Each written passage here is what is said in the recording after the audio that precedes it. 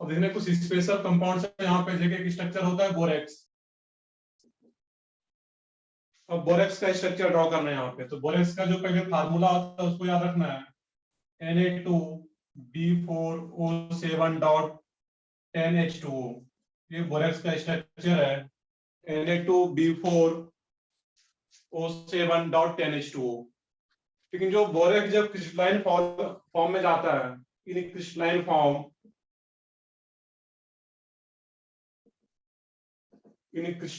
Form, या solid form बोल सकते हो, तो ये जो एग्जिस्ट करता है यहाँ पे है Na2B4O5 OH4 डॉट 8H2O।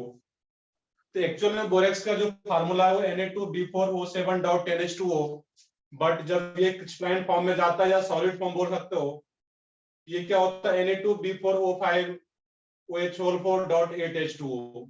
तो ये इस फॉर्म में ड्रॉ करो या फिर इसमें, दोनों का मोलेकुलर फार्मूला दोनों बोरेक्स का ही है। बट एक्चुअल में जब स्ट्रक्चर ड्रॉ करते हैं तो Na2B4O5 इसी फॉर्म में स्ट्रक्चर ड्रॉ होता है इसका।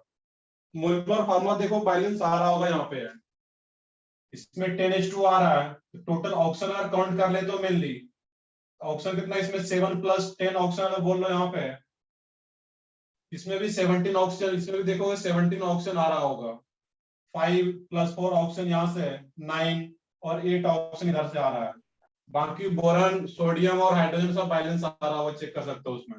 अब मुझे इसका स्ट्रक्चर ड्रॉ करना है यहाँ पे। इसका जो स्ट्रक्चर होगा देखो ध्यान से, BOB BOB इस टाइप का स्ट्रक्चर आता है यहाँ पर भी।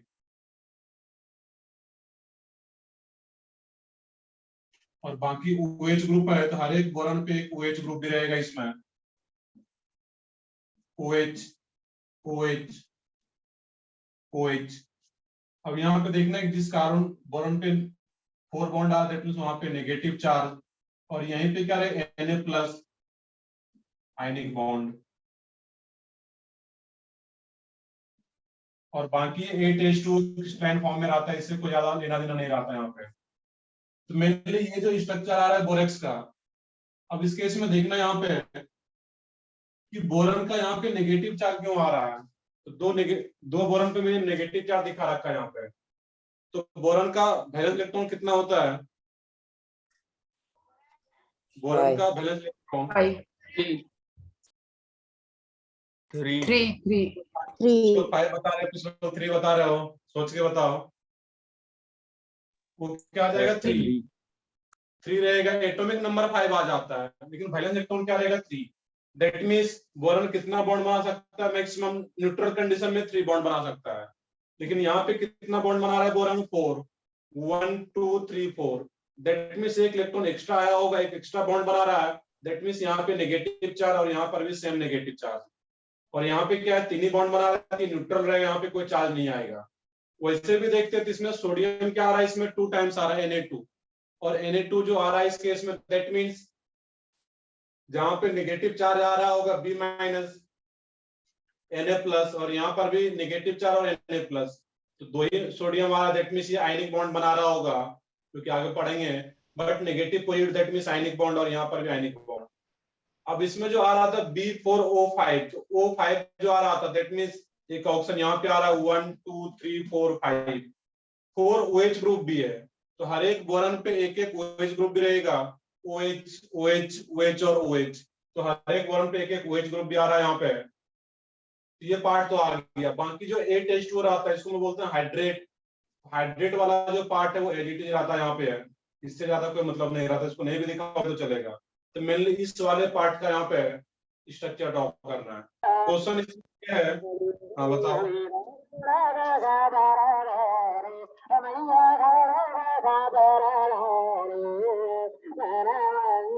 क्या माइक ये म्यूट है? N14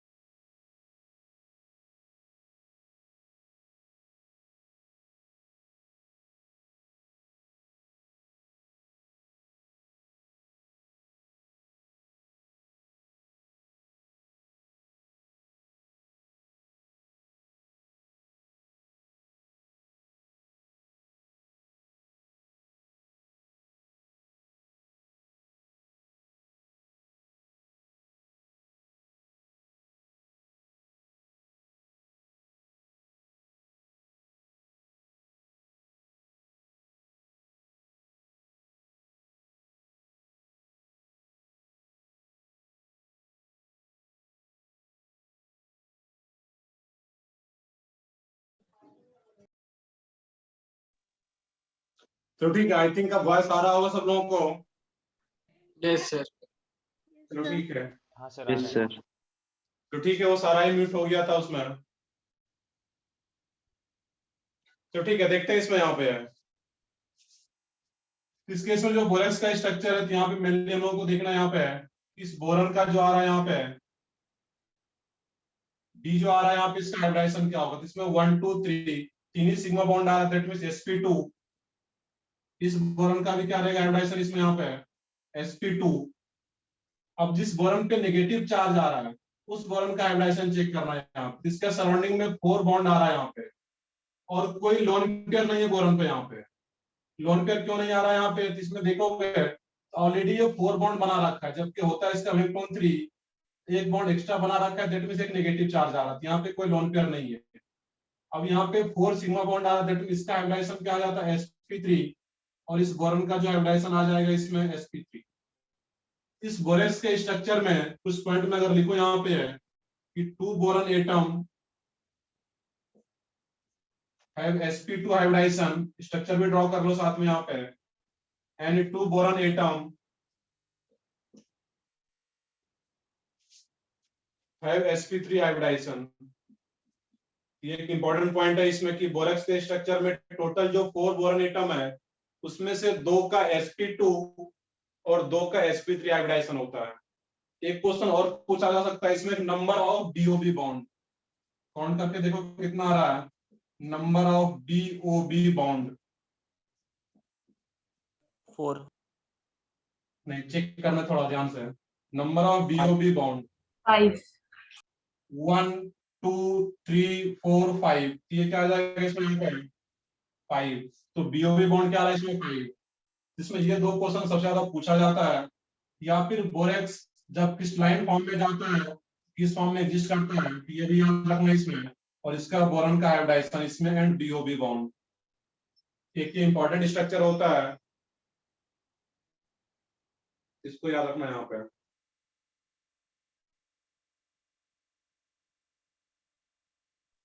सर देन तो इसको ड्रॉ p pi बॉन्ड कैसे फाइंड करना है? हाँ बताओ क्या पूछ रहे हो। सर वो p pi बॉन्ड कैसे फाइंड करना है फिर उसमें?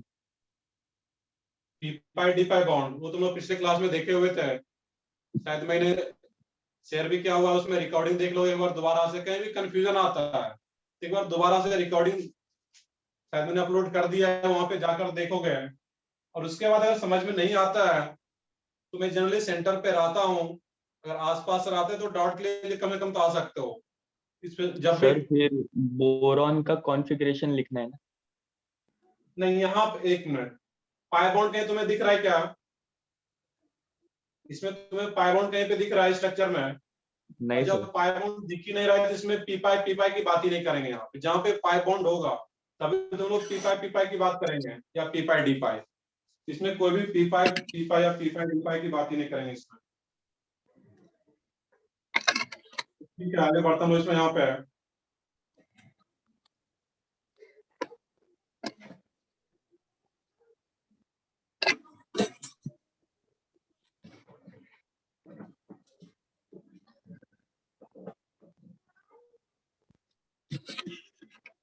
कुछ और स्ट्रक्चर है इसमें यहाँ पे, इसके अलावा बोरेक्स के अलावा है। देखिए एक है H2O2। H2O2 का नेम सबको पता होगा, इसका नेम क्या जाएगा? Hydronium, hydrogen peroxide. ये क्या होता है? Hydrogen peroxide H2O2। अब इसके स्ट्रक्चर की बात करोगे यहाँ पे ध्यान से देखना है, इसका जो स्ट्रक्चर आ जाता है यहाँ पे O H, ये क्या आ जाएगा H। म्यूट कर ले। बाकी माइक को म्यूट रखना है, जब कुछ पूछना हो तुम्हारे पास ऑप्शन है उसको म्यूट करके पूछोगे। ये क्या रहेगा इसमें O H, और यहाँ पर भी क्या आ रहा है इसमें H। ये इसका यहाँ पे पेरोक्साइड क्यों बोलते हैं, तो जहां कहीं भी ऑक्सीजन एटम के बीच में बॉन्ड आ रहा हो तो इस बॉन्ड को ये क्या बोलते हैं? Peroxide bond. और इसमें पेरोक्सी बॉन्ड प्रेजेंट होता है, दैट मींस इसको क्या बोलते हैं? Hydrogen peroxide. अब इसके स्ट्रक्चर की बात करें यहाँ पे हम लोग, इसका एक्चुअली अगर देखोगे जयदीप माइक बंद कर।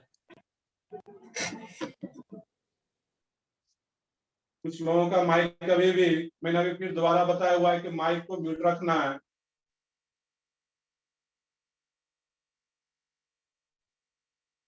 अभी कुछ लोगों का माइक इसमें है, जिनका भी माइक है इसमें, कुछ लोगों का अभी भी शायद माइक, नहीं सर, अभी बंद है सबका। चलो ठीक है, बंद है सबका। तो ठीक है, मतलब ध्यान रखना है, जब भी तुम्हारे पास ऑप्शन है, जब भी कुछ पूछना है, नहीं तो ऐसा फिर कंडीशन हो जाएगा कि सारा माइक ये म्यूट हो जाएगा उसमें, तो फिर कुछ पूछ ही नहीं पाओगे। अब देखना यहाँ पे है, इस केस में ये तो हाइड्रोजन पेरोक्साइड का आ गया। इसमें मेनली इसका जब स्ट्रक्चर देखोगे यहाँ पे कुछ इस तरीके का आता है। यहाँ पे मैं डिफरेंट कलर से दिखा दे रहा हूँ, यहाँ पे एक्चुअली है।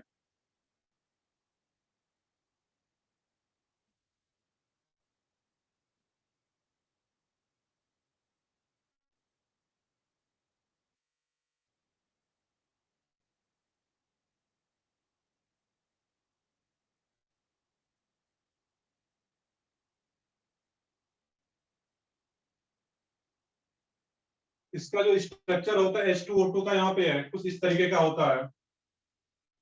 लेकिन इसके पैरेलल दिखाते हैं इसको यहाँ पे, और थोड़ा इसको इस टाइप से कर सकते हो इसमें यहाँ पे, और इसके पैरेलल यहाँ पे दिखाना था इसको। अब इसका स्ट्रक्चर तुम्हें गेस करना है कि तुम्हें किस टाइप का स्ट्रक्चर दिख रहा है, गेस कर सकते हो इसमें। 3D फिगर है, प्लेन में लैपटॉप, इसका जो नेम होता है ओपन बुक स्ट्रक्चर, दिख रहा होगा तुम्हें। ओपन बुक या लैपटॉप बोलो सेम ही है, ओपन बुक स्ट्रक्चर। हाँ सर। तो जो H2O2 का शेप होता है उसको याद रखना है, ओपन बुक स्ट्रक्चर इसका शेप आता है यहाँ पे। बाकी ये H2O2 ऑक्सीजन ऑक्सीजन के बीच में सिंगल बॉन्ड, फिर H और H, और बाकी ऑक्सीजन पे अंडरस्टूड है कि जो लोन पेयर होगा वो तो रहेगा ही। ऑक्सीजन का वैलेंस इलेक्ट्रॉन 6 में से ऑक्सीजन 2 बॉन्ड बना रहा है, एक बॉन्ड इस साइड और एक बॉन्ड इस साइड, तो 4 इलेक्ट्रॉन बचा रहेगा। दैट मींस 2 लोन पेयर दोनों ऑक्सीजन पे, दो लोन पेयर रहेगा। इसका जो स्ट्रक्चर होता है H2O2 का ओपन बुक स्ट्रक्चर। और ऐसा ही एक स्ट्रक्चर और भी होता है यहाँ पे, O2F2 का। O2F2 का भी सेम स्ट्रक्चर आता है यहाँ पे, OF इसका भी क्या रहेगा, open book structure, laptop type का। बट एक्चुअल में लिखते जो क्वेश्चन आ सकता है, जो तुम्हें बुकलेट में मिलेगा लिखा, वो क्या, ओपन बुक स्ट्रक्चर। एक ये पेज है, वो बुक ओपन है, यहाँ पे क्लियरली दिख रहा होगा, और इसमें भी सेम यहाँ पे है। यहाँ पर भी इसका भी नेम जो आएगा यहाँ पे, dioxygen difluoride O2F2, covalent bond आ रहा है, जिसका लिमिट BN के अकॉर्डिंग करते जो लोग पढ़े हुए हैं। अब क्वेश्चन यहाँ पे ये है, इसमें भी ऑक्सीजन ऑक्सीजन के बीच में बॉन्ड आ रहा है, और यहाँ भी ऑक्सीजन ऑक्सीजन के बीच में बॉन्ड आ रहा है। इसके हम लोग बॉन्ड लेंथ की बात कुछ करें यहाँ पे, इसका बॉन्ड लेंथ अगर मैं मानूं यहाँ पे L1, और इसका जो बॉन्ड लेंथ है L2, H2O2 एंड O2F2 में। क्वेश्चन यहाँ पे ये है कि दोनों में से जो बॉन्ड लेंथ आएगा यहाँ पे, L1 L2 का बॉन्ड लेंथ क्या होगा, वो सोचना है यहाँ पे। तो ध्यान से देखोगे, इसमें जो बॉन्ड लेंथ होता है यहाँ पे, L1 का बॉन्ड लेंथ ज्यादा होता है L2 से। रीजन इसका सुन लोगे यहाँ पे, किसका जो रीजन होता है यहाँ पे, L1 ग्रेटर देन L2 होने का। अब यहाँ पे क्वेश्चन ये बताओगे कि ऑक्सीजन का जो इलेक्ट्रोनेगेटिविटी का वैल्यू है वो तो कितना होता है, 3.5। 3.5 यहाँ पर भी दोनों ऑक्सीजन का रहेगा।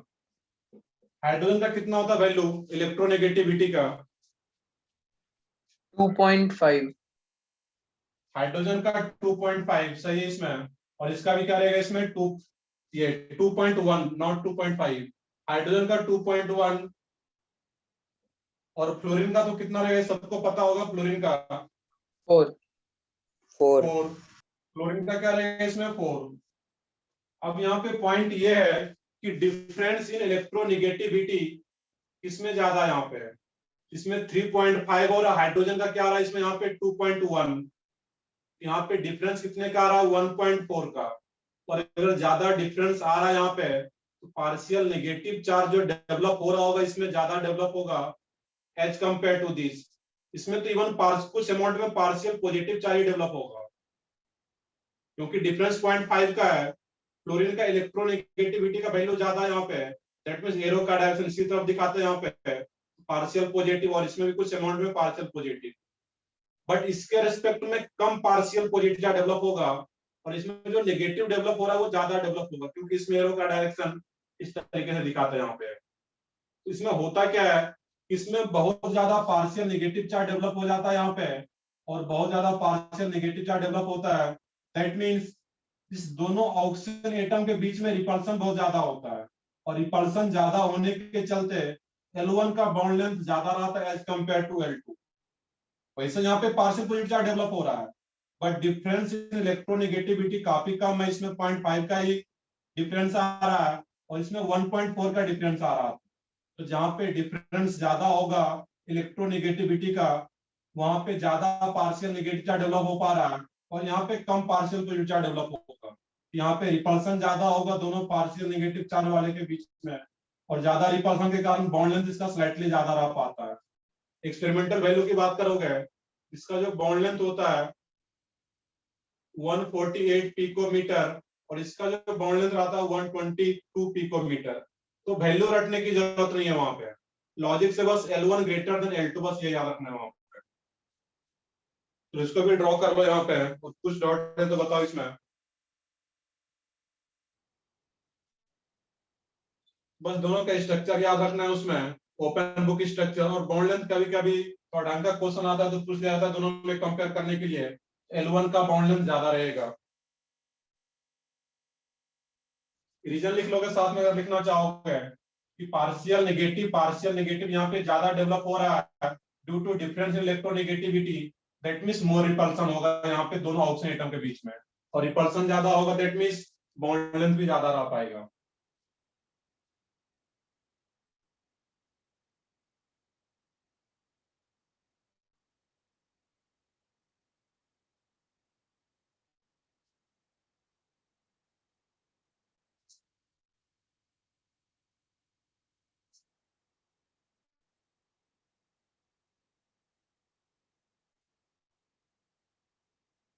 तो ठीक है, मैं कोशिश करूंगा मैक्सिमम डार्क ही यूज करूं, मतलब ये ब्लैक वाला, ब्लू में थोड़ा दिक्कत जाता है।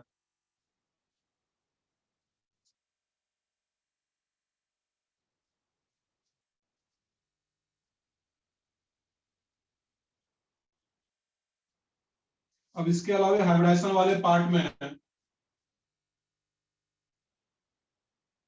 अगर डायमंड कहीं पे आ रहा है, कार्बन का एलोट्रोप्स, वो क्या रहेगा उसमें, डायमंड ये ऑलरेडी पढ़े हो गए 10th में 9th में, कार्बन का Yes, एलोट्रोप्स sir. डायमंड, इसके अलावा ग्रेफाइट,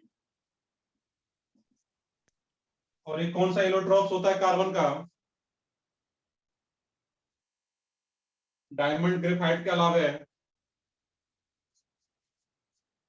सर वो फुटबॉल स्ट्रक्चर रहता है उसका।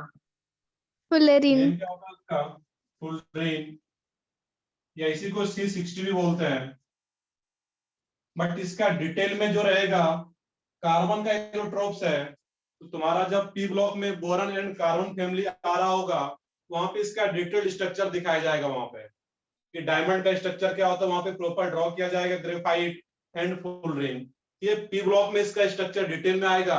बट अभी जो तुम्हें याद रखना है यहाँ पे, बस इतना याद रखना है कि डायमंड कहीं पर भी आता है तो डायमंड में जो कार्बन कार्बन का इलेक्ट्रॉन है बेसिकली एक ही कार्बन जो होता है इस तरीके से यहाँ पे C, फिर दूसरा कार्बन यहाँ पे है, अगर तुम्हें स्ट्रक्चर भी ड्रॉ कर दो यहाँ पे है, बाकी स्ट्रक्चर अभी ड्रॉ नहीं करना है, तो हर एक carbon in case of diamond 4 single bond से कनेक्टेड होता है, और 4 सिंगल बॉन्ड से अगर कनेक्टेड है, इसलिए और भी कंटिन्यू रहता है इसी टाइप से, तो हर एक कार्बन का हाइब्रिडाइजेशन क्या आ जाएगा इस केस में, डायमंड में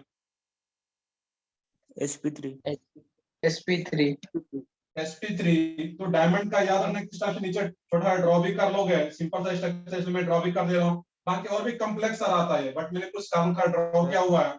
तो हर एक कार्बन का जो हाइब्रिडाइजेशन आएगा इसमें वो क्या आता है इसमें sp3। हाँ बताओ। सर वो हाइड्रोजन पेरोक्साइड का डायग्राम क्लियर नहीं दिख रहा है सर। हाँ, क्या बोलो इसमें हाइड्रोजन पेरोक्साइड में सर उसका डायग्राम क्लियर नहीं दिख रहा है। क्लियर नहीं दिख रहा है? बाकी लोग बताओ, बाकी लोग को क्लियर दिख रहा है क्या? सर थोड़ा ब्लर हाँ दिख रहा है सर। मुझे।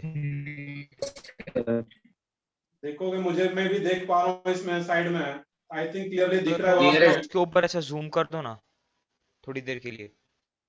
जूम कर दूं मैं? हाँ सर, बस उस डायग्राम के ऊपर थोड़ी देर के लिए सर।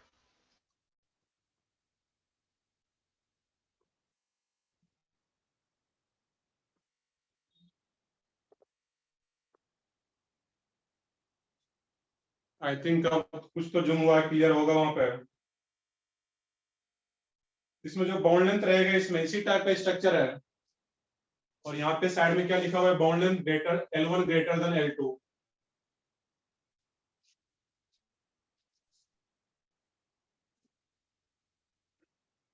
तो ठीक है, हम यहाँ पे देख रहे थे कि कार्बन का जो एलोट्रोप्स होता है, तो उसमें जो डायमंड होता है उसमें कुछ इस टाइप से स्ट्रक्चर होता है। हर एक कार्बन फोर सिंगल बॉन्ड से कनेक्टेड होता है, दैट मींस sp3। ऐसा ही स्ट्रक्चर कुछ ग्रेफाइट का भी होता है। इसमें जो कार्बन का डायमंड में जो हाइब्रिडाइजेशन आएगा कार्बन का, वो क्या आ जाएगा, sp3। ग्रेफाइट में जो कार्बन का हाइब्रिडाइजेशन होता है, हाइब्रिडाइजेशन ऑफ कार्बन, वो क्या आ जाता है इसमें, sp2। और सेम फुलरिन में भी जो आता है यहाँ पे हाइब्रिडाइजेशन ऑफ कार्बन, वो sp2 आ जाता है। अब ये कैसे आता है, देख, मैं यहाँ पे स्ट्रक्चर ड्रॉ किया हुआ हूँ, इसमें sp3 क्लियरली दिख रहा है। ऐसा ही कुछ स्ट्रक्चर इसमें भी रहता है, बट उसमें 3 सिग्मा एंड 1 पाई बॉन्ड भी आ जाता है यहाँ पे। इसका स्ट्रक्चर अगर देखोगे यहाँ पे, अगर मैं कुछ ड्रॉ कर दूं शॉर्ट में यहाँ पे,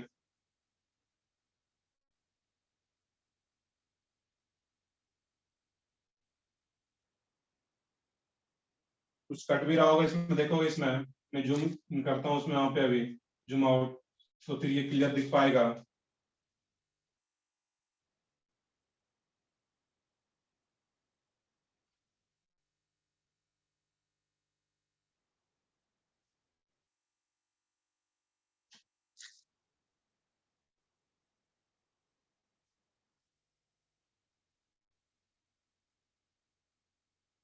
फिर आगे भी ये कंटिन्यू आता है यहाँ पे इसी तरीके से।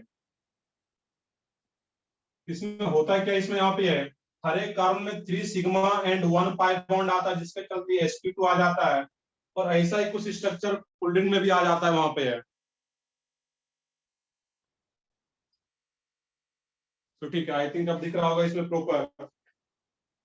फोल्डिंग का फुटबॉल टाइप का Yes, sir. स्ट्रक्चर होता है, जिसमें स्ट्रक्चर ड्रॉ नहीं कर रहा है यहाँ पे, बट याद रखना अभी इतना कि कार्बन के एलोट्रोप्स में डायमंड का sp3, बाकी दोनों ग्रेफाइट एंड फुलरिन का क्या आ जाता है, हाइब्रिडाइजेशन sp2। हाँ बताओ, कुछ बोल रहे हो?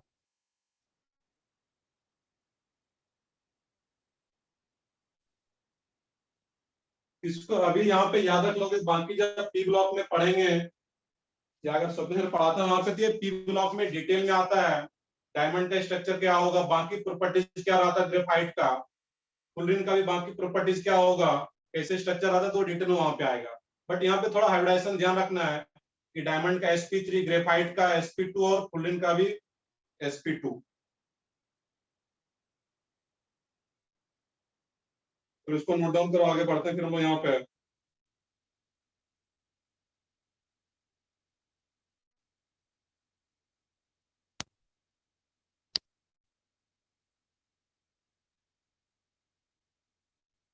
सर हाँ बताओ। सर L1 L2 से ग्रेटर क्यों, रीजन बता दीजिए ना एक बार फिर से। ये सिंपल सा यहाँ पे डिफरेंस इन इलेक्ट्रॉन, मैंने इलेक्ट्रॉन का वैल्यू लिख रखा है, इसमें 3.5 और इसमें 2.1। तो जितना ज्यादा डिफरेंस इन इलेक्ट्रॉन निगेटिविटी होगा, उस पे उतना ही ज्यादा पार्शियल निगेटिव चार्ज डेवलप होता है यहाँ पे। इसमें जो चार्ज है यहाँ पे नेगेटिव पार्शियल 1, और इसमें वैसे यहाँ पे पॉजिटिव चार्ज आ रहा है, यहाँ पे नेगेटिव, बट नेगेटिव चार्ज का जो मैग्नीट्यूड होगा, पार्शियल नेगेटिव चार्ज का जो मैग्नीट्यूड होगा, वो काफी ज्यादा होगा यहाँ पे, क्योंकि दोनों एटम का बीच का जो डिफरेंस इन इलेक्ट्रॉन नेगेटिविटी आ रहा है वो ज्यादा यहाँ पे है। डिफरेंस यहाँ पे कितने का आ रहा है, 1.4 का। यहाँ पे डिफरेंस कितने का है, 0.5 का डिफरेंस है, डिफरेंस इन इलेक्ट्रॉन नेगेटिविटी।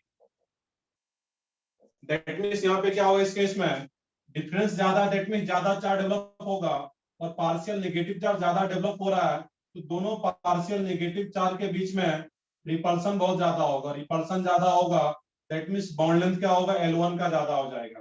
जबकि यहाँ पे कम पार्शियल पोजिटिव चार्ज डेवलप हो रहा है क्योंकि डिफरेंस कम है। दैट मीन्स यहाँ पे रिपल्सन उतना ज्यादा नहीं होगा, और रिपल्सन उतना ज्यादा नहीं होता तो इसका बॉन्ड लेंथ स्लाइटली कम रहता है यहाँ पे। सर समझा O2H2 सर। में आपने वो दूसरे वाले के ऊपर 3 पॉइंट क्या लिखा है? 3.5 ये कह रहा है इसमें इलेक्ट्रॉन का वैल्यू है ऑक्सीजन का 3.5, इसमें भी 3.5। हाँ नहीं सर वो समझ में आया, लेकिन वहाँ पर 0.5 का डिफरेंस कैसे आया फिर? तो दोनों 3.5 है ना? पॉइंट नहीं, अरे मैं डिफरेंस फ्लोरीन और की बात ऑक्सीजन। एरो कहाँ पे लगाया हुआ, मैं एरो यहाँ पे लगाया हुआ, ध्यान से देखोगे यहाँ पे फ्लोरीन का 4 और ऑक्सीजन का 3.5, तो मैं यहाँ पे डिफरेंस की बात कर रहा हूँ। और इस डिफरेंस के कारण यहाँ पे इस पे पार्शियल नेगेटिव और इस पे पार्शियल पॉजिटिव, इस दोनों का तो सेम ही है यहाँ पे, इसमें कोई डिफरेंस ही नहीं है वहाँ पे। डेल्टा एनर्जी है ना सर वो। सर वो मेरे को थोड़ा डेल्टा नहीं है, ये ब्लर दिख रहा है ना, इसलिए डिफरेंस कंफ्यूज हो गया। डिफरेंस में इंडिकेट करता है। तो डेल एन का मतलब ई एन फॉर इलेक्ट्रोनेगेटिविटी, तो डेल ई एन का मतलब क्या, डिफरेंस इन इलेक्ट्रोनेगेटिविटी।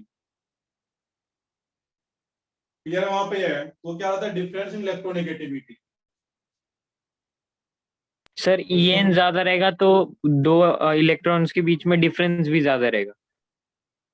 बिल्कुल वहां पे है, ईएन का ऐसा नहीं, ईएन का वैल्यू ज्यादा होने से दो एटम का वैल्यू पता होना चाहिए, जो कि ऑलरेडी हम लोग पढ़ रखे हैं, ये 4 और 3.5।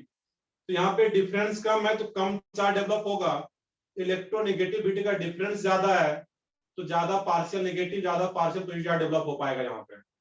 सिंपल सा लॉजिक था, इलेक्ट्रॉन का डिफरेंस ज्यादा है दैट मीन ज्यादा चार्ज डेवलप होता है वहां पे। तो ठीक है आगे बढ़ता है, फिर हम लोग इसमें अभी यहाँ पे है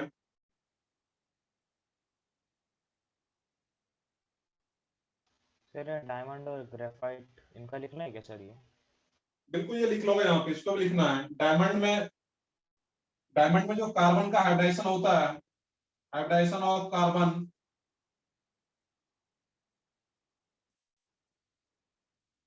कहीं डायरेक्ट क्वेश्चन आ जाता है क्योंकि हाइब्रिडाइजेशन का पार्ट है, तो हाइब्रिडाइजेशन को पढ़ने बस इतना ध्यान रखना है कि डायमंड का मैंने कुछ स्ट्रक्चर ड्रॉ कर लिया, इसको भी शॉर्ट में इसी टाइप ड्रॉ कर लो। तो हर एक कार्बन का हाइब्रिडाइजेशन क्या आ जाएगा, इसमें sp3, इसमें sp2, क्योंकि किसी भी एक कार्बन को देखोगे इसमें तो 3 sigma bond plus 1 pi bond, that means sp2। और ऐसा ही कुछ स्ट्रक्चर इसमें भी आता है, दैट मींस इसका भी sp2 आ जाता है। ये ध्यान रखना है यहाँ पे।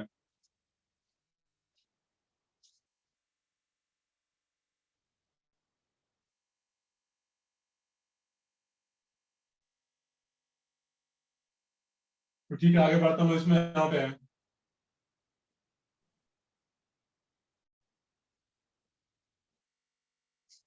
Compounds of phosphorus.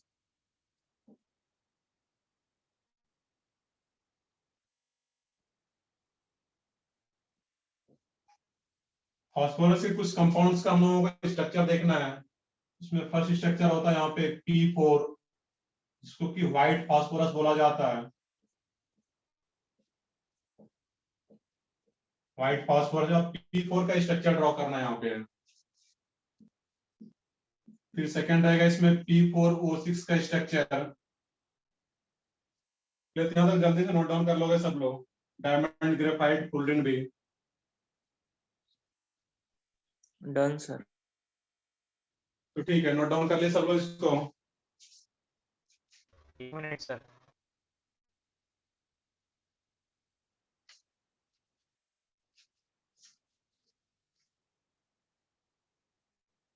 Sir bonding to कितना बाकी है अभी?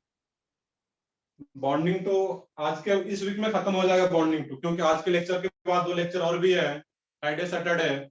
इस वीक में बॉन्डिंग टू खत्म हो जाना है। और बॉन्डिंग टू खत्म होने के बाद जो बाकी का बॉन्डिंग, वो बहुत बड़ा पार्ट नहीं होता है। बॉन्डिंग 3 में मुश्किल से 3 to 4 लेक्चर, और फिर केमिकल बॉन्डिंग 4 में भी 3 to 4 लेक्चर। मतलब छोटे छोटे चैप्टर फिर भी 3-3 लेक्चर तो तीनों में लगेगा, केमिकल बॉन्डिंग 3, 4, 5 में।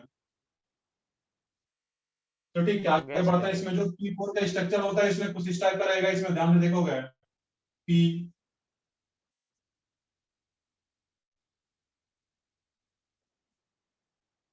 पैकेट लाइक स्ट्रक्चर आता है यहाँ पे है। और हर एक फास्फोरस पे एक लोन पेयर भी रहेगा यहाँ पे। यहाँ पे हाइब्रिडाइजेशन क्या आ जाएगा फास्फोरस का, चेक करो सब लोग। sp3 फास्फोरस का हाइब्रिडाइजेशन sp3 sp2 ध्यान से देखना है, 3 सिग्मा बॉन्ड आ रहा है किसी एक sp फास्फोरस पे, sp3 और एक सर, नोट एक का भी मैंने दिखाया हुआ है यहाँ पे, दैट मींस sp3, तो वो क्या आ जाएगा उसमें sp3। फास्फोरस का इलेक्ट्रॉन 5 में से 3 इलेक्ट्रॉन चला गया बॉन्डिंग में, शेयरिंग में बचा 2 electron, 3 bond plus 1 lone pair, that means steric number 4, that means sp3। तो हर एक फास्फोरस का हाइब्रिडाइजेशन क्या रहेगा, sp3। बट इसमें जो एंगल होता है यहाँ पे है, इस केस में जो एंगल रहेगा यहाँ पे, इस P और इस P के बीच का जो एंगल आता है यहाँ पे, वो 60 डिग्री एंगल होता है, तो ये भी ध्यान रखना है यहाँ पे। वो एंगल क्या रहेगा इसमें, 60 डिग्री। दैट मींस काफी एंगल स्टैंड होता है इसमें यहाँ पे। नॉर्मली ये कि फास्फोरस आ रहा है, sp3 हाइब्रिडाइजेशन है, तो नॉर्मल एंगल कितना होना चाहिए था, अगर sp3 हाइब्रिडाइज आ रहा है कार्ब जो भी एटम है, अगर sp3 है तो नॉर्मल बॉन्ड एंगल कितना होना चाहिए था इसका, sp3 हाइब्रिडाइज वाले का। देखो यहाँ पे ध्यान से सुनोगे कि अगर हाइब्रिडाइजेशन sp3 है, इसका ज्योमेट्री क्या रहता है sp3 वाले का, नॉन प्लेनर नॉन प्लेनर तो रहेगा, बट ज्योमेट्री इसको बोलेंगे क्या हम लोग sp3 वाले को, टेट्राहेड्रल। इसका क्या रहेगा यहाँ पे, टेट्राहेड्रल। और जब भी टेट्राहेड्रल आता है स्ट्रक्चर, तो उसमें बॉन्ड एंगल कितना आ जाएगा, 109.5 109.5, और 109.5 अगर आ रहा है इस केस में यहाँ पे, दैट मींस नॉर्मली 109.5 आना चाहिए था, बट इस केस में 60 डिग्री रहता है, दैट मींस ये काफी क्लोज पैकिंग रहता है यहाँ पे, जितना आना चाहिए था एंगल उतना नहीं आकर करके इसमें बॉन्ड एंगल क्या आता है इसमें 60 डिग्री। बट ये ध्यान रखना कि यहाँ पे एक्चुअल में एंगल जो sp3 आ रहा है, नॉर्मल एंगल इतना आना चाहिए था 109.5, बट फिर भी जो एक्सपेरिमेंटली आता है वो क्या आता है इसमें 60 डिग्री। इसको अलग से याद रखना है वहां पे। इसमें नंबर ऑफ पीपी बॉन्ड कितना आ रहा है वो चेक करो, यहाँ पे ये क्वेश्चन आ सकता है, number of PP bond phosphorus फॉर्मूले के बीच में कितना बॉन्ड आ रहा है, 6 वो क्या आ जाएगा 6। इसमें 6 2-3 क्वेश्चन बनता है कि P4 का नेम क्या है, व्हाइट फास्फोरस, पीपी बॉन्ड कितना आ रहा है इसमें 6, और फास्फोरस एटम का हाइब्रिडाइजेशन क्या आता है sp3। बॉन्ड एंगल भी ध्यान में रखना है कि इसमें 60 डिग्री के बीच का एंगल आता है यहाँ पे, ये भी एंगल 60 आता है यहाँ पे है, ये भी 60 इस टाइप से यहाँ पे। P4O6 की स्ट्रक्चर की बात करें यहाँ पे हम लोग,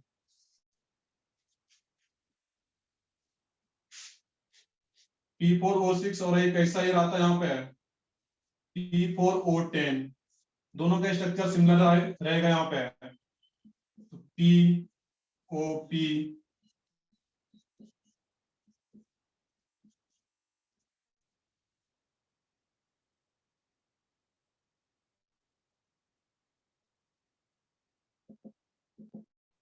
फास्फोरस पे एक लोन पेयर, बाकी ऑप्शन पे तो अंडरस्टूड है, हर एक ऑप्शन पे क्या रहेगा तुम्हारा 2-2 लोन पेयर है, उसमें दिखाने की जरूरत नहीं है वहां पे। ये P4O6 का स्ट्रक्चर है, और ऐसा स्ट्रक्चर P4O10 का आता है, POP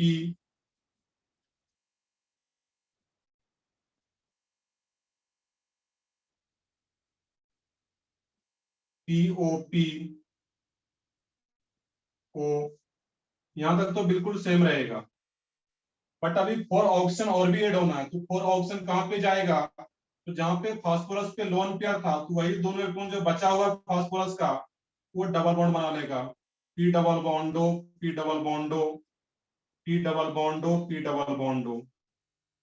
तो दोनों स्ट्रक्चर में इसमें भी अगर चेक करोगे नंबर ऑफ POP बॉन्ड वो कितना आ रहा है इसमें भी 6 चलो बिल्कुल, नंबर ऑफ POP बॉन्ड क्या आ जाएगा 6। अब ये सब जो स्ट्रक्चर मल्टी सेंटर्ड स्पेसीज है, उसमें केमिकल बॉन्डिंग टू देखो तो उसमें एक सेक्शन ही अलग उससे बना हुआ है, मल्टी सेंटर्ड स्पेसीज। ये सब मल्टी सेंटर्ड स्पेसीज है, उसका स्ट्रक्चर तुम्हें अलग से ध्यान रखना पड़ेगा, इसी टाइप से स्ट्रक्चर होता है इसका। और नंबर ऑफ POP बॉन्ड इसमें भी कितना आ जाएगा यहाँ पे तुम्हारा 6, बट इसमें डबल बॉन्ड भी है, अब देखो इस वाले केस में सोच सकते हो, अब यहाँ पे पाई बॉन्ड भी आ रहा है, और जब पाई बॉन्ड आ गया इस केस में, यहाँ पे देखना है कि इस फास्फोरस का हाइब्रिडाइजेशन क्या रहेगा नीचे वाले sp2 स्ट्रक्चर में। नहीं, ध्यान से सर देखना है। sp3 sp3 sp3 sp क्योंकि three, 1 sp2 नहीं, ध्यान से देखना है। सिग्मा बॉन्ड कितना आ रहा है यहाँ पे, तो 1 2 3 4, सिग्मा बॉन्ड 4 आ रहा है, इसका हाइब्रिडाइजेशन क्या आ जाता है यहाँ पे sp3। क्लियर है वहां पे। और इसका जब हाइब्रिडाइजेशन sp3 आ रहा है इस केस में यहाँ पे, अब इसमें सोचना ये है यहाँ पे कि S और 3p वो तो हाइब्रिडाइजेशन में चला गया इस फास्फोरस का। इस फास्फोरस में जो पाई बॉन्ड बना रहा है वो, इस पाई बॉन्ड के फॉर्मेशन में फास्फोरस का कौन सा ऑर्बिटल यूज हो रहा होगा, सोचो थोड़ा इसमें कि फास्फोरस का एक S और 3p हाइब्रिडाइजेशन में चला गया, कोई p बचा ही नहीं जो कि प्योर है, तीनों p हाइब्रिडाइजेशन में चला गया, तो फास्फोरस का d ऑर्बिटल यूज होगा, और ऑक्सीजन का तो p होता है हमेशा। दैट मींस ये जो पाई बॉन्ड है वो कौन सा पाई बॉन्ड होगा, p पाई d पाई बॉन्ड। अब हर बार डिटेल में लोग देखेंगे नहीं, हर बार ऐसा नहीं कि S का p का कॉन्फ़िगरेशन लिखेंगे एक साइडेड शीट में ले जाएंगे, तो ऐसा करने की जरूरत नहीं है। सिंपली कैसे सोचोगे कि फास्फोरस का हाइब्रिडाइजेशन sp3, दैट मींस एक S और 3p तो हाइब्रिडाइजेशन में चला गया, और 3 ही p होता है, तो px py pz तीनों हाइब्रिडाइजेशन में चला गया, कोई p बचा ही नहीं जो कि प्योर है। जबकि पाई बॉन्ड का फॉर्मेशन कैसे होता है, प्योर p या d ऑर्बिटल से। इसके पास जो p के पास प्योर बचा होगा बैकेंड d, और ये d ऑर्बिटल रहता है यहाँ पे बैकेंड, ये d ऑर्बिटल जिसमें कि इलेक्ट्रॉन शिफ्ट हुआ होगा बाद में, तो फास्फोरस का d ऑर्बिटल और ऑक्सीजन का तो हमेशा p orbital, that means p pi d pi bond. और ये भी सेम तरीके से p पाई d पाई बॉन्ड। तो पूरे स्ट्रक्चर में number of p pi bond पूछा जाता, वो क्या आ जाता है 0, जबकि number of p pi d pi bond वो कितना आ जाएगा इसमें 4। ये क्या आ जाएगा इसमें 4। तो इसको भी ड्रॉ करो जल्दी से, यहाँ पे फिर आगे बढ़ते हैं। इसमें दो टाइप के क्वेश्चन आ सकते हैं, एक तो ये पूछा जा सकता है इस वाले स्ट्रक्चर में, या फिर इसमें भी नंबर ऑफ पीओपी बॉन्ड पूछा जा सकता है। तो पीओपी बॉन्ड कितना आ जाएगा इसमें भी 6। ये दोनों स्ट्रक्चर इंपॉर्टेंट स्ट्रक्चर होता है, एक ही टाइप का एक ही पैटर्न का याद रह जाएगा वहां पे।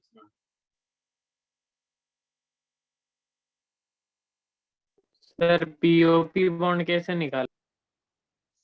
पीओपी बॉन्ड काउंट करो ना, एक यहाँ पे पीओपी, फास्फोरस ऑक्सीजन और फास्फोरस फिर से आ रहा है, तो पीओपी, फिर एक इधर आ रहा है पीओपी, पीओपी, पीओपी 4 तो साइड में है, एक बीच में भी आ रहा है पीओपी, पीओपी, ये क्या आ रहा है इसमें 6। क्लियर है? इसमें भी उसी तरीके से यहाँ पे सर वो पीओपी, 3D स्ट्रक्चर होता है क्या? बिल्कुल ये 3D स्ट्रक्चर है। sp3 हाइब्रिडाइजेशन इसका क्या रहा था यहाँ पे, इसमें भी हाइब्रिडाइजेशन निकालोगे sp3, और जब यस sp3 सर आ गया, P3 है। sp3 है, दैट मींस वो क्या होगा टेट्राहेड्रल, और टेट्राहेड्रल 3D फिगर ही होता है, नॉन प्लेनर रहेगा वहां पे, ऐसे सोचना है। जब भी sp3 हाइब्रिडाइजेशन किसी एटम का आ जाता है, दैट मींस ओवरऑल मॉलिक्यूल क्या रहेगा, नॉन प्लेनर। और नॉन प्लेनर बोलने का मतलब क्या है, 3D फिगर होगा, वो एक प्लेन में नहीं आ पाएगा।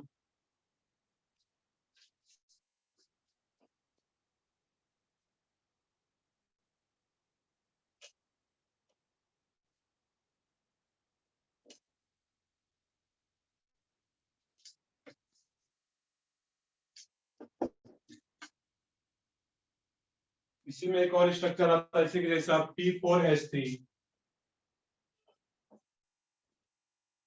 इसका जो स्ट्रक्चर होगा PSP, PSP, PSP,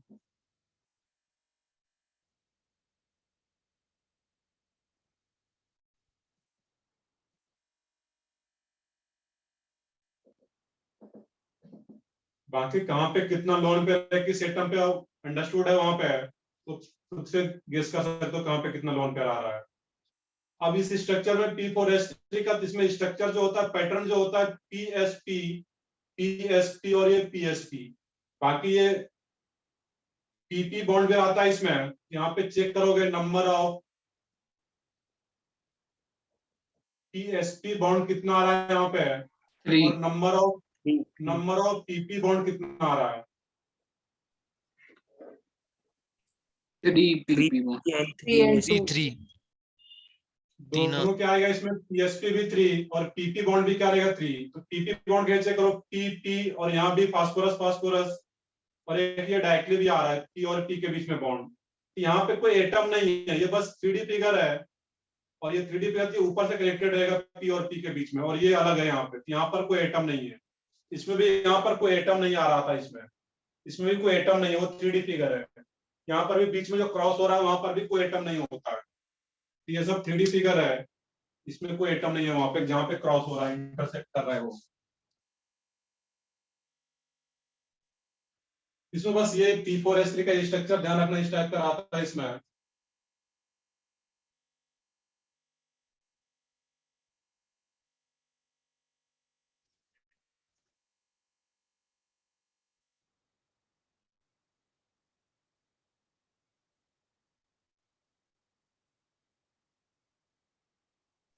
सर वो P और P में बॉन्ड है क्या, बीच में जो है वो?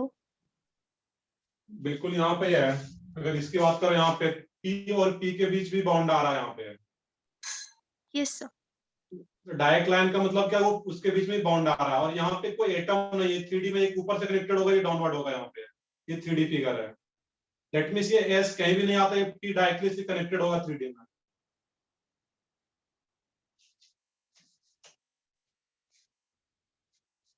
नेक्स्ट है इसमें structure of oxy acids of phosphorus. Structure of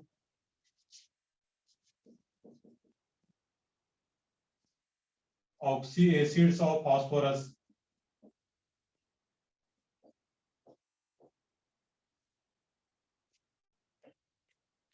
oxy acids क्या होता है, कुछ याद हो?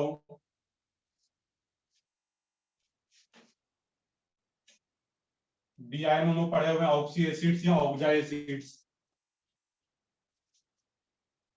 Acids containing hydrogen, oxygen and metal और नॉन मेटल, वो क्या रहता है ऑक्सी एसिड्स, जिसमें एक हाइड्रोजन भी हो, ऑक्सीजन भी हो, और मेटल और नॉन मेटल हो उसमें। यहाँ पे फास्फोरस आ रहा है, दैट मींस नॉन मेटल। अब इसमें यहाँ पे स्ट्रक्चर देखना है, H3PO2 सेकंड स्ट्रक्चर रहेगा इसमें। इसमें बहुत ज्यादा सोचना है, वो साथ में नोट करते जा सकते हैं, यहाँ पे बस स्ट्रक्चर ये ध्यान रखना है यहाँ पे, इस टाइप का पैटर्न वाइज याद रखना है तो याद रह पाएगा इजीली।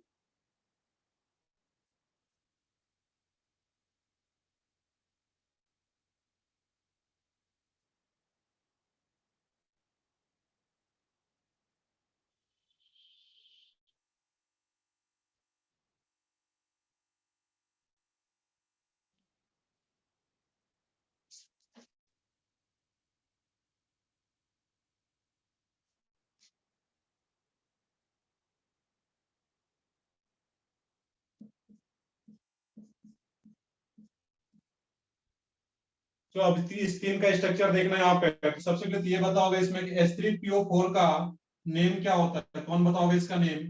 H3PO4 का Phosphoric name acid. Phosphoric acid. सही है। तो ये क्या रहेगा इसमें, यहाँ पे फास्फोरिक एसिड या इसको ऑर्थोफॉस्फेट एसिड सिंपली बोलते हैं।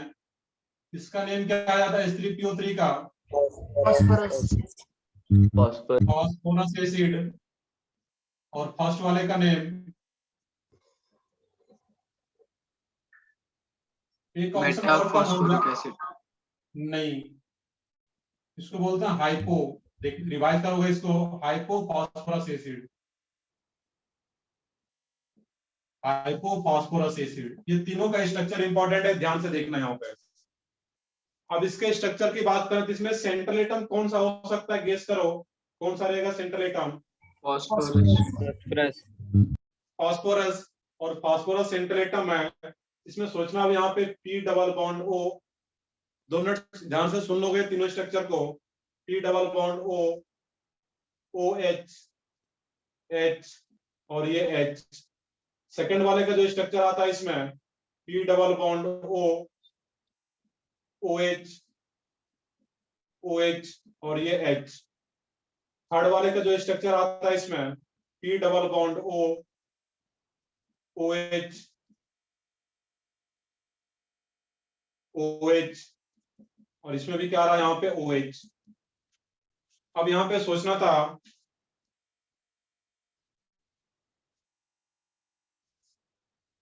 अब इसमें देखो यहाँ पे P double bond O 3 oxygen OH OH OH इस टाइप से कनेक्टेड आ रहा है इसमें इसमें 2 ही OH बॉन्ड और इसमें एक ही OH बॉन्ड है। अब यहाँ पे एक पॉइंट और भी आता है, आई थिंक ये भी नोट डाउन कर चुके होंगे सब लोग।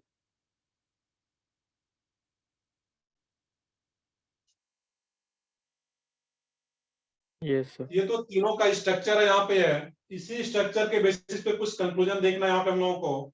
इसमें एक टर्म आता है, ये जो एसिड आ रहा है यहाँ पे है, ये जो एसिड आ रहा है तुम्हारा H3PO2, इस एसिड का बेसिसिटी कितना होता है।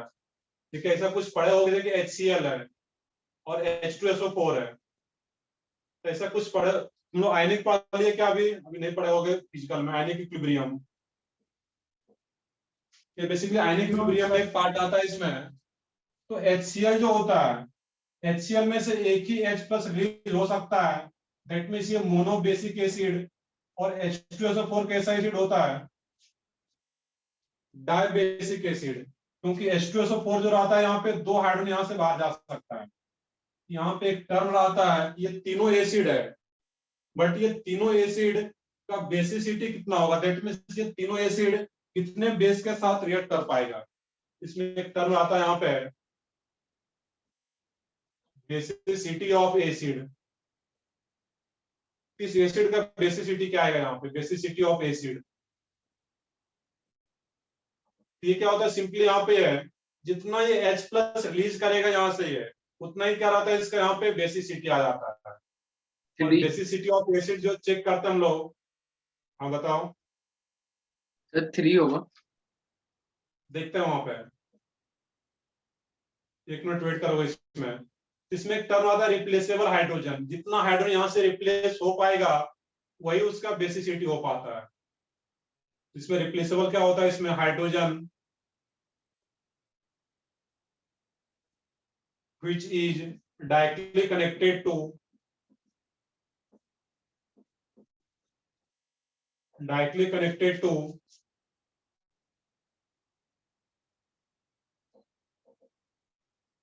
higher electronegative atom like chlorine, oxygen and nitrogen. Hydrogen which is directly connected to higher electron atom like chlorine, oxygen and nitrogen are replaceable. तो यहाँ पे मेनली हम लोगों को जो देखना है वो किसकी बात कर रहे हैं? यहाँ पे ऑक्सीजन। जितना भी स्ट्रक्चर आगे हम लोग देखेंगे, हर जगह पे क्या आना है? वहां पे ऑक्सीजन। बाकी क्लोरीन नाइट्रोजन भी रह सकता है आगे, बट यहाँ पे ऑक्सीजन एसिड्स की बात कर रहे हैं, दैट मींस यहाँ पे क्या रहेगा? ऑक्सीजन। तो यहाँ पे पॉइंट बस इतना याद रखना है कि अगर हाइड्रोजन ऑक्सीजन से डायरेक्टली कनेक्टेड होता है, दैट मींस वो क्या रह पाएगा? रिप्लेसेबल रह पाएगा वहां पे।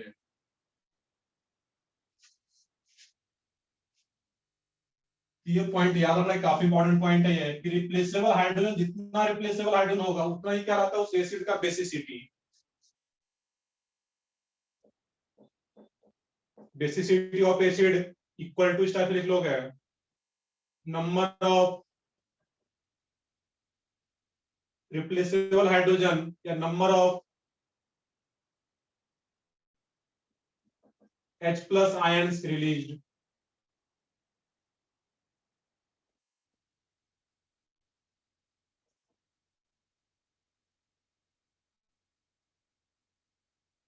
अब जैसे कि HCl है, HCl में क्या होता है? जब ये वाटर में डिजोल्व करो HCl तो ये कैसे ब्रेक होता है? H प्लस और Cl माइनस। ये H प्लस और Cl माइनस में ही क्यों ब्रेक होता है? ऐसे भी सोच सकते थे यहाँ पे H माइनस और Cl प्लस। इसका लॉजिक क्या है यहाँ पे? बताओ कोई एक सोच के। क्लोरीन ज्यादा HCl, हाँ बताओ। इलेक्ट्रोनेगेटिव है Cl ज्यादा। बिल्कुल सही है। इसमें जिस भी एटम का इलेक्ट्रोनेगेटिविटी का वैल्यू ज्यादा होगा, एरो का डायरेक्शन उसी की तरफ दिखाते हैं। जब उसी की तरफ दिखाते हैं एरो का डायरेक्शन, दैट मींस जब ये डिसोसिएट भी होगा तो वो दोनों इलेक्ट्रॉन क्लोरीन के पास चला जाएगा। सिंपल सा लॉजिक है इसमें। तो जिस भी एटम का इलेक्ट्रॉन का वैल्यू ज्यादा होगा उस बॉन्ड का दोनों इलेक्ट्रॉन वही एटम लेकर के चला जाएगा। दैट मीन इस पे नेगेटिव और इस पे पॉजिटिव। वही सेम लॉजिक यहाँ पर भी है कि जब ये रिप्लेस होता है हाइड्रोजन तो किस फॉर्म में बाहर जाएगा, ये H+ के फॉर्म में, क्योंकि ये O और H है। इलेक्ट्रॉन का वैल्यू किसका ज्यादा है यहाँ पे, ऑक्सीजन का, ये H+ के फॉर्म में बाहर जाएगा और यहाँ से एक H+ के फॉर्म में बाहर जाता है ये। दैट मीन्स जो हाइपोफॉस्फोरस एसिड है ये मोनोबेसिक एसिड होता है यहाँ पे। ये किस टाइप का रहेगा, मोनोबेसिक। इसका जो बेसिसिटी है वो क्या रहेगा, 1। मोनोबेसिक बोलने का मतलब क्या है, बेसिसिटी 1 रहेगा। इसमें देखना है जो H3PO3 है ये कैसा बेसिक रहेगा, ये डाइबेसिक। किस बेसिस पे बता रहे हैं, इस स्ट्रक्चर में H और H जो कि दोनों H किससे कनेक्टेड आ रहा है, यहाँ पे ऑक्सीजन से। यहाँ पे दो H ऑक्सीजन कनेक्टेड है तो ये दोनों H रिप्लेस हो पाएगा H+ के फॉर्म में, ये दोनों H बाहर जा पाएगा यहाँ से। और दोनों H+ के फॉर्म में अगर बाहर जाता है यहाँ पे, दैट मींस ये क्या हो जाएगा, डाइबेसिक एसिड। इसको क्या बोलते हैं, मोनोबेसिक एसिड। और ये कैसा है, डाइबेसिक एसिड। डाइबेसिक बोलने का मतलब क्या है, इसका बेसिसिटी 2 आ जाएगा। सिमिलरली H3PO4 ये कैसा बेसिक एसिड होगा, ये ट्राइबेसिक, क्योंकि इसमें 3 हाइड्रोजन एटम ऑक्सीजन एटम से कनेक्टेड है। तो जितना हाइड्रोजन एटम डायरेक्टली कनेक्टेड रहेगा वही क्या होता है, उसका बेसिसिटी। इसका जो बेसिसिटी आ जाएगा वो क्या होता है, इसमें 3 tribasic acid, that means basicity 3rd।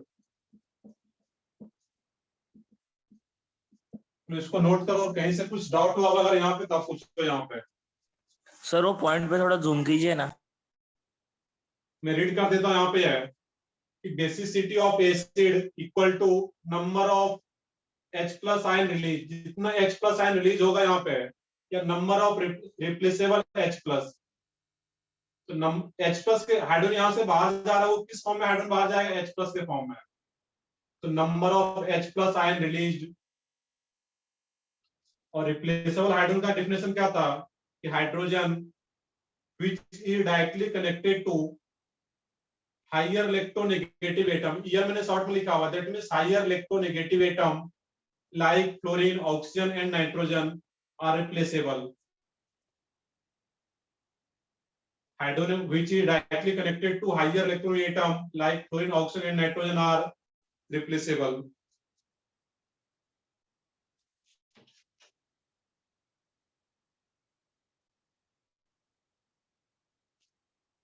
इसका स्ट्रक्चर और तीनों का बेसिसिटी वो काफी इंपॉर्टेंट पार्ट है, वो याद रखना है इसमें।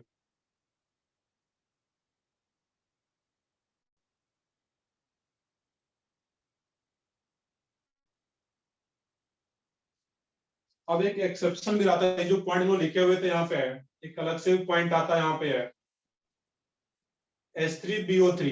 इसका नेम क्या होता है, कौन बताओगे?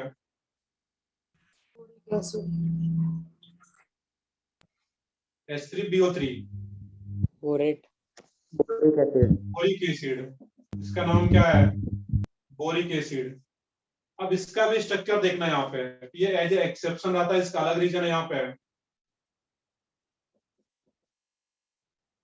अब H3BO3 की बात करें यहाँ पे, इसका जो स्ट्रक्चर आता है, वैसे हम लोगों को फास्फोरस का स्ट्रक्चर ड्रॉ करना और भी, बट ये एक्सेप्शन भी यहाँ पे ध्यान रखना है। BOH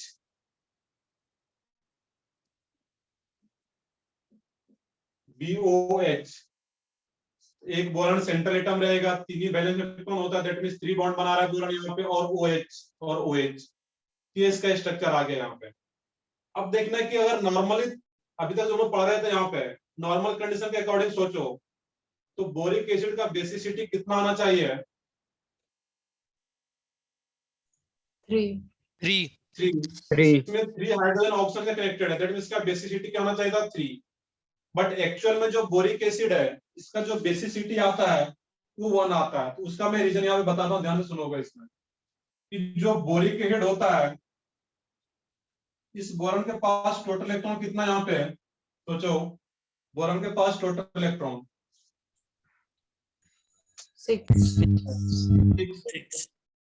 60 इलेक्ट्रॉन है, ऑक्टेट कंप्लीट नहीं है, ये इलेक्ट्रॉन डिफिशियंट है, अभी ऑक्टेट कंप्लीट नहीं आ रहा है। तो अब होता क्या एक्चुअली यहाँ पे है, जैसे इस बोरिक एसिड को वाटर में डिजोल्व किया जाता है, तो जैसे वाटर में डिजोल्व किया जाता है इस केस में, कि अपना ऑक्टेट कंप्लीट करने के लिए बोरॉन वाटर कैसे रहता है सब लोगों को पता है, तो वाटर जब ब्रेक होता है तो H प्लस और OH minus,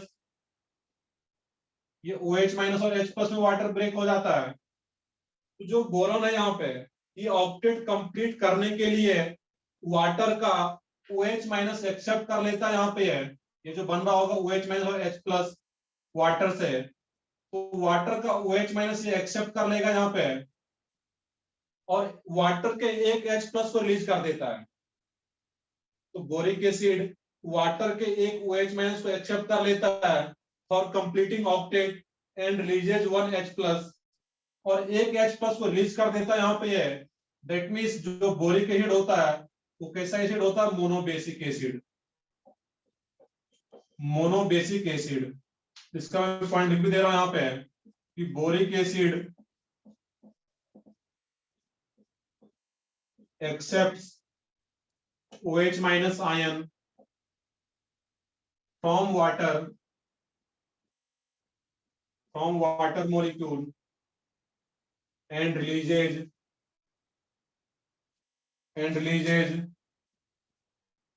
1 H plus ion, so it is monobasic.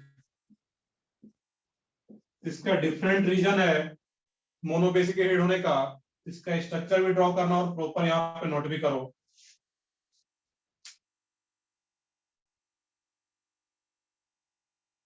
I think सबको विजिबल होगा, मैं रीड भी कर दे रहा हूँ। Boric acid accept OH minus ion from water molecule and releases 1 H plus ion, so it is monobasic.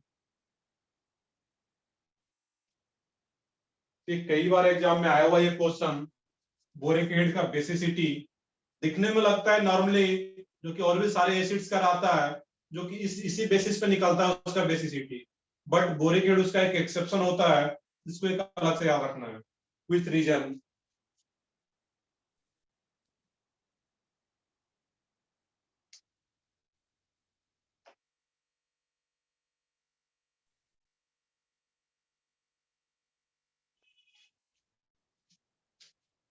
अब ये वाला जो पार्ट है ऑर्गेनिक इनऑर्गेनिक का, इसमें तो कोई एग्जाम ये न्यूमेरिकल तो होता नहीं है, इसमें ये चीजें ध्यान रखना रहता है यहाँ पे, किसका क्या स्ट्रक्चर है, बेसिसिटी क्या होगा।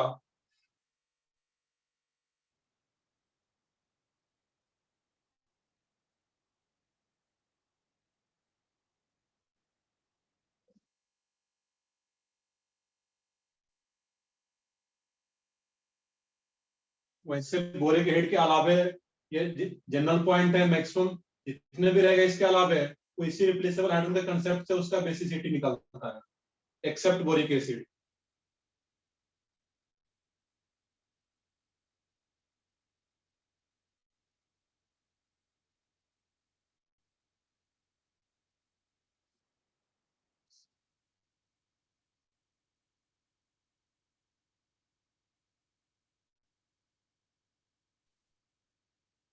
सर हाँ बताओ।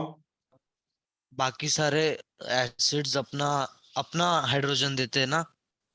बिल्कुल, ये अपना और हाइड्रोजन रिलीज करता है, इसमें ये अपना हाइड्रोजन रिलीज, क्योंकि इसमें सबका ऑक्टेट कंप्लीट है, तो जैसे इसको वाटर में डिजोल्व करोगे ये अपना H प्लस रिलीज कर देता है वाटर मॉलिक्यूल में, वाटर सॉल्यूशन में, लेकिन इसका ऑक्टेट ही कंप्लीट नहीं हो रहा है यहाँ पे बोरॉन का, तो ये क्या करता है, अपना H प्लस रिलीज ना करके वाटर से OH माइनस को एक्सेप्ट कर लेता है और वाटर के एक H प्लस को रिलीज कर देता है, और वाटर के एक H प्लस को रिलीज कर रहा है, दैट मींस ये मोनोबेसिक एसिड, ये अपना H प्लस रिलीज नहीं करता है, जबकि बाकी जितना भी एसिड है वो अपना H प्लस रिलीज करता है वाटर।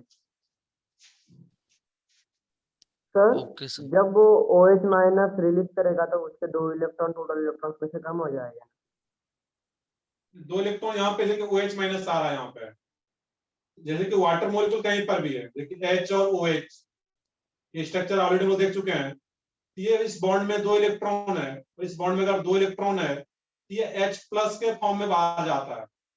दैट मीन इस बॉन्ड का इलेक्ट्रॉन छोड़ करके बाहर जाता है, इस बॉन्ड का इलेक्ट्रॉन कहां पे आ जाएगा? ऑक्सीजन पे।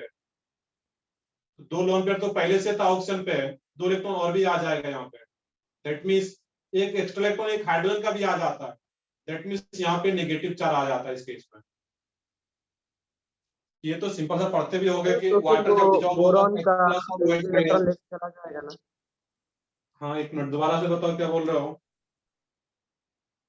सर वो बोरॉन का एक इलेक्ट्रॉन लेके चला जाएगा ना, तो फिर से उसे एक्सेप्ट किया तो उतने ही रहेंगे ना इलेक्ट्रॉन, टोटल नहीं, इलेक्ट्रॉन। अब जैसे ये OH माइनस एक्सेप्ट कर लेता है, ये क्या तुम्हारा बन जाएगा इसमें यहाँ पे B OH OH, ये 3 तो पहले से था, ये एक OH और आ जाता है यहाँ पे और नेगेटिव चार्ज यहाँ पे।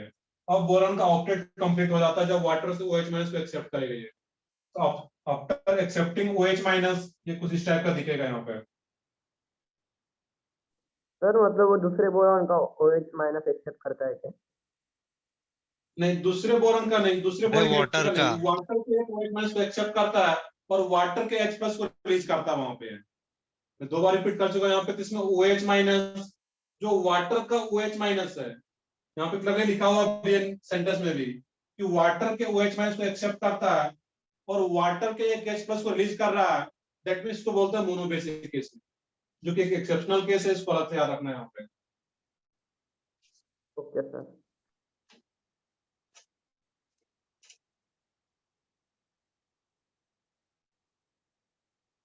कुछ और स्ट्रक्चर है फास्फोरस का इसमें, H4P2O5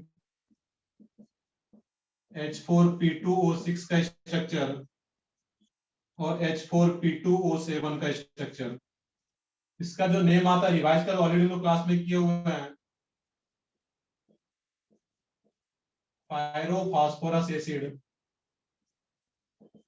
इसका एक डिफरेंट नेम होता है, इसका नेम अलग से याद रखना रहेगा तुम्हें। इसको बोलते हैं हाइपोफॉस्फोरिक एसिड, ये डिफरेंट नेम रहता है इसका यहाँ पे। और इसका फिर नॉर्मल नेमिंग जो हम लोग पहले क्लास में किए हुए हैं, दिन में रिवाइज भी करोगे BIN का, पायरोफॉस्फोरिक एसिड। ये तो सबका नेम आ रहा है। यहाँ पे हम लोगों को क्या करना है, सबका स्ट्रक्चर ड्रॉ करना है यहाँ पे।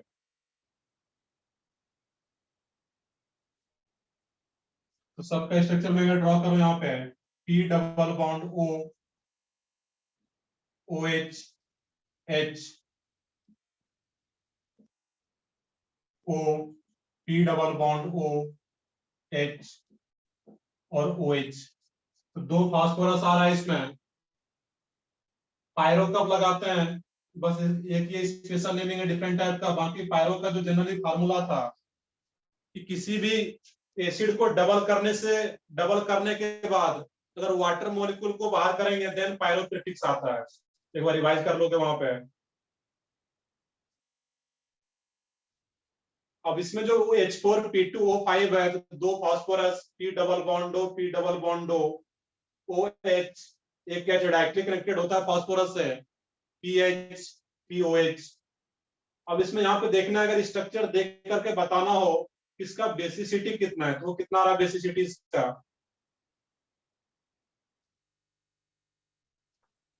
2 चेक करो, 2 बिल्कुल सही है।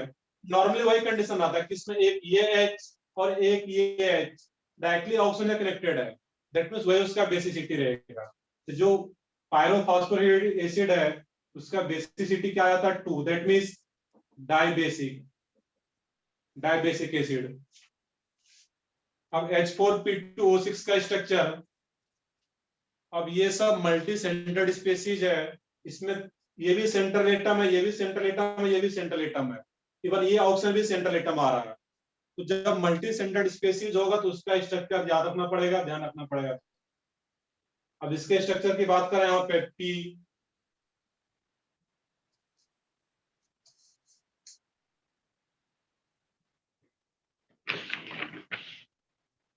जब इसका स्ट्रक्चर देखोगे इसमें P double bond O OH OH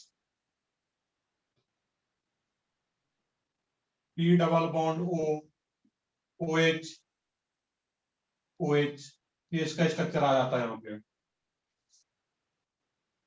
अब तुम्हें इसमें ये करना है कि स्ट्रक्चर देख करके उसका बेसिसिटी फाइंड आउट करना है कि ये क्या रहेगा। Four four four four that means tetra basic, basicity क्या आ जाएगा इसका 4, दैट मीन्स ये टेट्रा बेसिक आ जाएगा क्योंकि 4 हाइड्रोएटम ऑक्सीजन से कनेक्टेड है।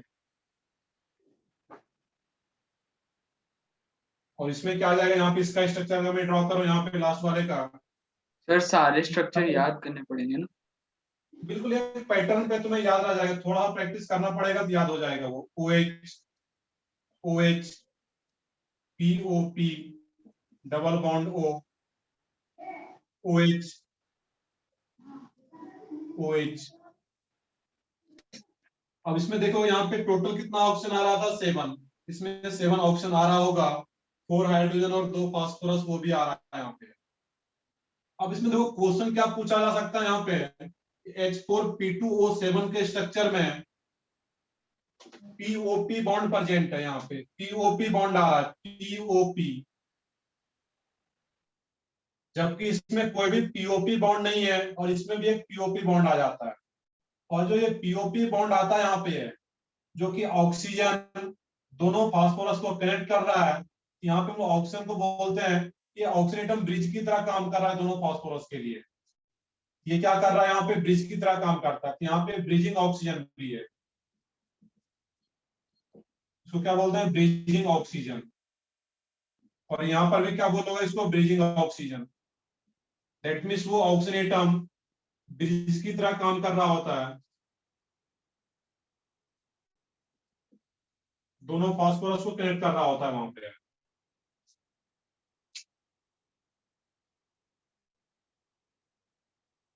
और बाकी ये भी क्या आ जाता है इसमें, टेट्रा बेसिक, क्योंकि 4 हाइड्रोएटम डायरेक्टली कनेक्टेड आ रहा है वहां पे।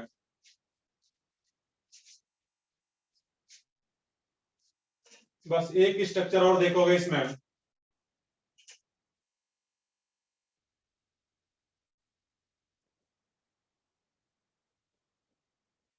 HPO3, इसका बस नेम कौन बताओगे, किन्हीं को ध्यान हो, HPO3 फॉस्फाइट। राइट, HPO3 देखना ध्यान से, फॉस्फेट। नहीं, हाइड्रोजन एसिड के टर्म में बताना है। H3PO4 में से एक वाटर मॉलिक्यूल को बाहर किए हो गए तो फिर ये बन मेटा रहा है metaphosphoric acid. Meta phosphoric acid. ये चीजें याद रखना पड़ेगा तुम्हें, मेटा फास्फोरिक एसिड। अब सही है सब लोगों का। अब इसमें क्या सर कर रहे हैं, जो फॉस्फाइट मेटा क्या था? फॉस्फाइड तो अलग था, वो HPO3 2-, उस पे नेगेटिव चार्ज था वहां पे, इस यस पे कोई चार्ज पूरा नहीं आ रहा है यहाँ पे, दैट मींस ये मेटा फास्फोरिक एसिड। अब जो मेटा फास्फोरिक एसिड होता है वो तुम्हारा अनस्टेबल होता है, ये अपना ट्राइमर बना लेता है यहाँ पे, मेटा फास्फोरिक एसिड ये अपना ट्राइमर बनाएगा, ट्राइमर ऑफ स्टेबिलिटी गेन करने के लिए HPO3। और इसका जो ट्राइमर बनता है दैट मीन्स 3 से मल्टीप्लाई करना है उसको, वो क्या बन जाएगा, H3P3O9। अब H3P3O9 का स्ट्रक्चर यहाँ पे ड्रॉ करना है। इसका जो स्ट्रक्चर आता है यहाँ पे POP,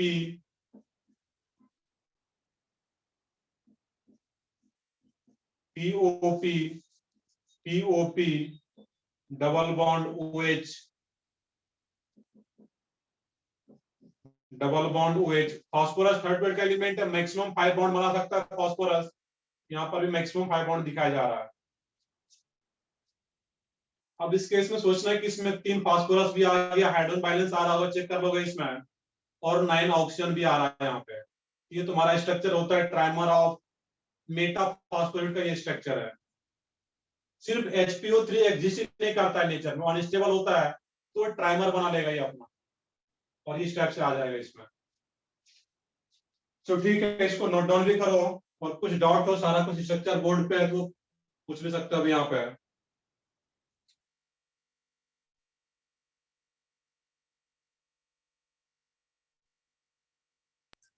सर लास्ट वाला कंपाउंड ट्राई बेसिक है। बिल्कुल, ये भी क्या आया था, ट्राई बेसिक।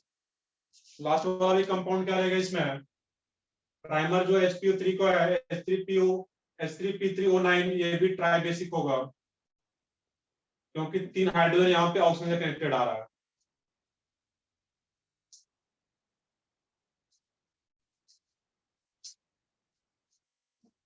तो इसको नोट डाउन करो। नेक्स्ट क्लास में हम लोग, वैसे तो कुछ लोगों का लेक्चर है जो NKR वाले हो, हम लोग यहाँ तक ही रखते हैं सेशन। तो नेक्स्ट लेक्चर में इसमें कुछ ही पार्ट बचा हुआ है, सल्फर का कुछ एसिड्स का स्ट्रक्चर ड्रॉ करना है, ये फास्फोरस का ड्रॉ कर रहे थे, कुछ स्ट्रक्चर सल्फर का भी ड्रॉ करना है। देन लास्ट टॉपिक है इसमें bond angle and bond length. But अब क्वेश्चन स्टार्ट कर सकते हो उसमें, रेस्पेक्ट थ्योरी का क्वेश्चन स्टार्ट कर सकते हो करना, हाइब्रिडाइजेशन वाले पार्ट का क्वेश्चन कर सकते हो। मल्टी सेंटर्ड वाले में कुछ पार्ट बचा हुआ तो उसको अभी नहीं करना है, मल्टी सेंटर्ड वाला सेक्शन। हाँ बताओ, कुछ बोल रहे हो? सर सेक्शन कौन से करने फिर अब? सेक्शन उसमें A एंड B 2 सेक्शन कर पाओगे, जो कि पहले का ही दिया गया है, नया सेक्शन अभी कुछ नहीं हो पाएगा। इसमें जो सेक्शन दिया गया तुम्हें इसमें, और क्लास नोट्स को ज्यादा से ज्यादा रिवाइज करो। इसमें सिर्फ सेक्शन A B कर पाओगे, बॉन्ड एंगल बॉन्ड लेंथ हम लोग नेक्स्ट क्लास में स्टार्ट करेंगे। मल्टी स्टैंडर्ड स्पेसिस का कुछ पार्ट हम लोग ड्रॉ किए हुए हैं, तो उसको देख चेक कर पाओगे। तो सेक्शन D भी कर पाओगे अब वहां पे, सेक्शन D कर सकते हो, सेक्शन C छोड़ दोगे, सेक्शन C हम लोग नेक्स्ट क्लास में करेंगे।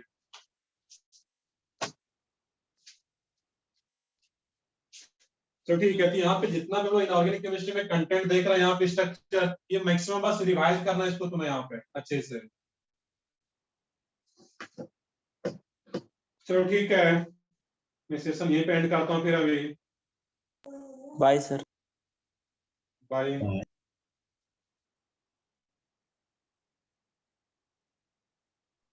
सर हाँ बताओ। सर ये ब्रिजिंग ऑक्सीजन क्या है? ब्रीजिंग ऑक्सीजन का मतलब ये ऑक्सीजन दोनों फास्फोरस को आपस में कनेक्ट कर रहा है। ये ऑक्सीजन क्या है, दोनों फास्फोरस को आपस में कनेक्ट नहीं कर रहा है, ये ऑक्सीजन भी कनेक्ट नहीं कर रहा है, लेकिन ये जो ऑक्सीजन एटम है दोनों फास्फोरस को कनेक्ट कर रहा है। तो ब्रिज क्या होता है, ब्रिज क्या होता है, जो कि दोनों को कनेक्ट कर रहा है, यहाँ पे दोनों फास्फोरस को कनेक्ट कर रहा है ये ऑक्सीजन, इसलिए इसको क्या बोलते हैं, ब्रिजिंग ऑक्सीजन। यहाँ पर भी ये ऑक्सीजन क्या काम कर रहा है, दोनों फास्फोरस को आपस में कनेक्ट कर रहा है यहाँ पे, दैट मींस ब्रिजिंग ऑक्सीजन। जो ऑक्सीजन दो फास्फोरस या दो सल्फर को आपस में कनेक्ट करे उसको क्या बोले थे हम लोग, ब्रिजिंग ऑक्सीजन। चलो ठीक है, और कुछ डाउट हो तो बताओ इसमें।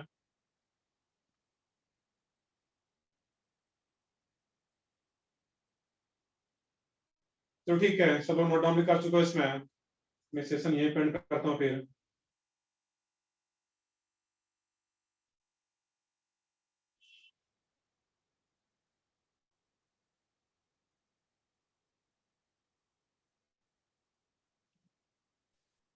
Thank you sir.